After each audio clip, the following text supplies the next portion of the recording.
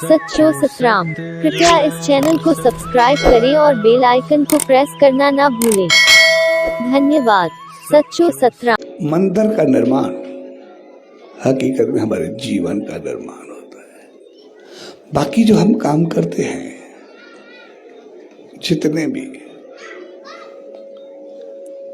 वो जितने वक्त तक हम करते हैं वो साथ में रहता है। मंदिर में जो दान देते हैं वो भी आया उसी वक्त खर्चा, उसका फल हमें मिला।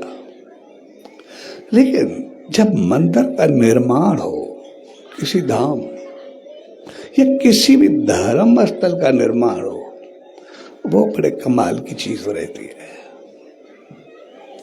क्योंकि जब निर्माण में हम उसमें शामिल होते हैं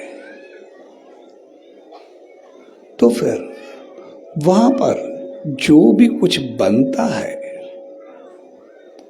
तो उसके पूरी बिल्डिंग में, उसके पूरे बनाव में वो हमारी हिस्सेदारी हो जाती है, उसकी रहमत हमारे साथ रहती है।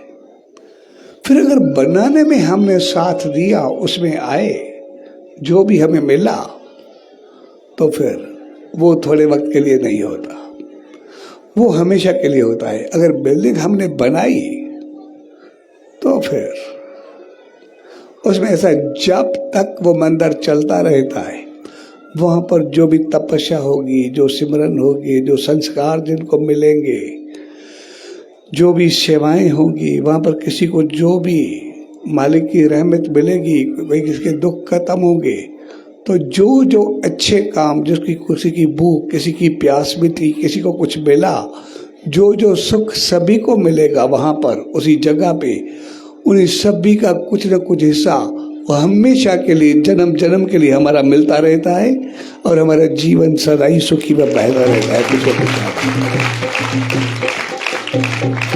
इसीलिए धर्म स्थल का कोई भी निर्माण हो, किसी का भी हो, किसी को पता हो ना हो, लेकिन उसका हमें सहयोगी बनना चाहिए। मुझे तो आदत है, मैं तो रास्ते में जाता हूं ना, कितने लोग वो पेटी खड़े होते हुए सामने मंदिर या किसी भी धर्म स्थल बन रहा होता है, तो मैं उसमें कोई ना कोई साथ जरूर देता हूँ। मेरी आदत है भाई, जिसका भी बनेगा कुछ ना कुछ अच्छा ही होगी, बंदाई तो फिर भी नहीं होगी ना। कोई भी आएगा तपस्या ही करेगा, कोई अच्छा ही करेगा, किसी को खाना ही देगा ना भाई। कोई वहां पर कोई खराबी होने वाली तो है नहीं। एक पूजा तो उसी की होगी ना, मालिक की होगी, कोई किसी के भी अंदाज में करे। सभी जाएंगे तो वहां पर ना। इसलिए मंदिर के निर्माण जहां पर भी हो, धर्म स्थल का निर्माण कहां पर भी हो, उसी में हमारा साथ लाजमी होना चाहिए।